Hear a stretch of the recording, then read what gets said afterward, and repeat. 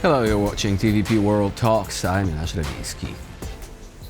Russia continues to sell its oil at major discounts, prompting budgetary adjustments and a broader concern over future revenues. While optimistic forecasts of economic collapse proved untrue, Russia remains under strain as the unfavorable confluence of low prices, sanctions and Ukrainian strikes on the refinery sector continues to take its toll. So is Moscow's infamous hydrocarbon cash printing machine finally about to run out of steam? Joining us now to discuss this is Czyżewski, energy analyst from the Poland by Nature or Polska z Natury Foundation. Hello and welcome to TVP World. Hello, hi, thank you for having me. So what is it about the Russian oil industry that really matters right now? Would you say that some of the commentary that suggests that it is about to collapse is not really on point? Well, of course, Russian economy or Russian oil industry won't collapse in one second, but low oil prices are certainly a pain for Russian economy, for Russian state budget. We have to take a step back and look at the oil global markets last year, 2025, that we just said goodbye to. This was a year of large discounts, large fall in oil prices. Fall of around 20% that we have not seen since COVID, since 2020. In fact, Brent crude barrel, the benchmark barrel, is at the lowest point since the beginning of 2021. We saw wars, we saw high tariffs in this year, but the most important thing for oil market is oversupply. The OPEC plus oversupply policy affected oil market in a way that we saw this year, that is, oil prices fell significantly. This is the pain for the economies, for countries that are built around oil. The economies like Russia. So that's a general trend, right? That's a general trend that is global in nature. But why is Russia affected in particular, apart from reliance on oil? I mean, you also have other economies like in the Middle East, and they make huge revenues on oil too. So why aren't they moving towards, reducing that impact? Is that impact perhaps much less tangible than in Russia's case? Well, Russia's state budget is under more pressure probably than the Middle Eastern economies, and it's more dependent on oil and fossil fuels in general than some of those countries. The Russian budget, to be balanced, it requires oil price, the benchmark oil barrels, to be at a level of $60 per barrel. We see that Brent is at the $60 per barrel now, but the prices of Russian oil barrels, like Ural, for example, are far below this level. Of course, Russia was able to keep oil sector alive after the Western sanctions, the EU sanctions, the US sanctions. They just redirected the supplies to China and India, but that comes at cost as well, because those countries are well aware that Russia has no other choice. So their negotiating power is much higher in this case. So we see those discounts of Russian oil that comes to those directions, to Turkey as well. And we see that Russian state, the Kremlin, is making a tax breaks for oil industry. That's surprising because, as we know, Russia is at war. And you would imagine that the country that is at war needs as much tax revenue, as much state revenue as possible. Of course, the keeping the sector alive, keeping the production alive is more important. But still, that's a bit surprising. And these companies, these Russian companies, are still afloat thanks to those tax cuts, as is reported. So the situation of Russian oil industry is difficult. Of course, it won't collapse in a year or two, but that strategy of keeping oil prices low in the long term can be very harmful to Russia, and can have such an economic impact that Russia can have problems with keeping the economy, keeping the war economy, and keeping the Ukrainian war, the Russian-Ukrainian war on. So let's stop at this juncture, because there are two important points that you've made. First of all, let's talk about how the current biggest buyers of Russian oil are taking advantage. What is the reason for this situation? Because you said that they are well aware that they have a much higher bargaining power. Now, back in the day, Russia would mostly send its oil and gas to the European Union.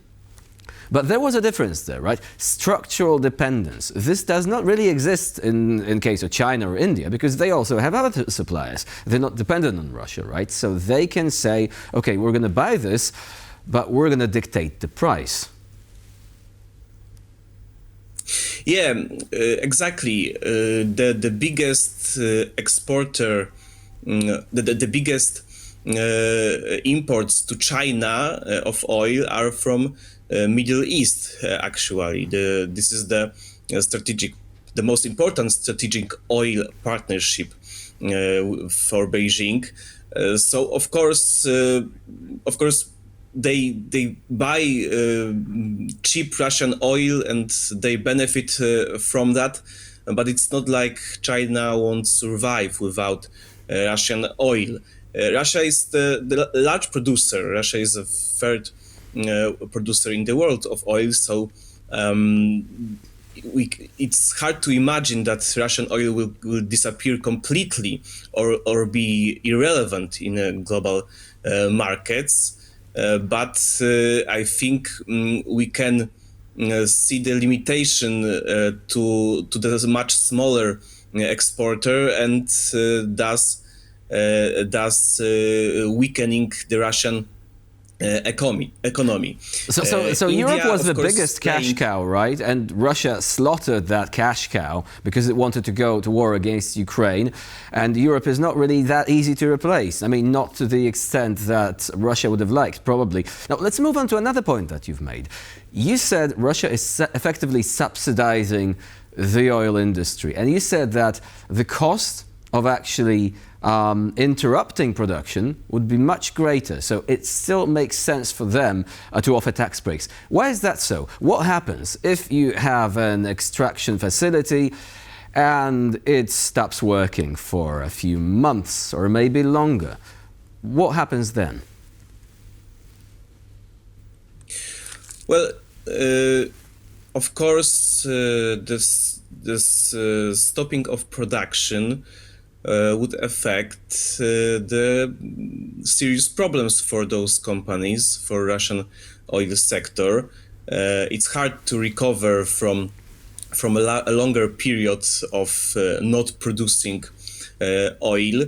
Russia has many problems. It's not only that European Union sanctioned Russian oil or United States sanctioned the sector. Russia has a problem with equipment. The sanctions are not only for the oil itself, but also for technology. The Western companies are not allowed to sell technology to Russian, various equipment that is needed to extract and produce oil. And we know that the Western countries are far more advanced in that area, despite Russia being the major oil producers. We heard many voices since 2022 that said that Russian economy will soon collapse due to those sanctions. Of course, We haven't seen that yet, but I believe that in the long run, the sanctions will be very effective. The long economic sanctions proved to be the reason of Soviet Union collapse in the 80s or early 90s. So the West should repeat that. Maybe oil is the way to do that. So Russia has difficulty fixing the existing installations, especially if they're actually allowed to stand idle for a longer period of time. Also difficulties in investing. Now, even if sanctions are lifted or eased down because there is some sort of peace deal, would you say that the oil industry in Russia is a bit like a ship that, you know, you're actually pointing in the direction, but when you're actually changing course, it takes a while to turn around? So will these problems continue to exist, continue to linger for a while longer, even if sanctions are no longer a problem?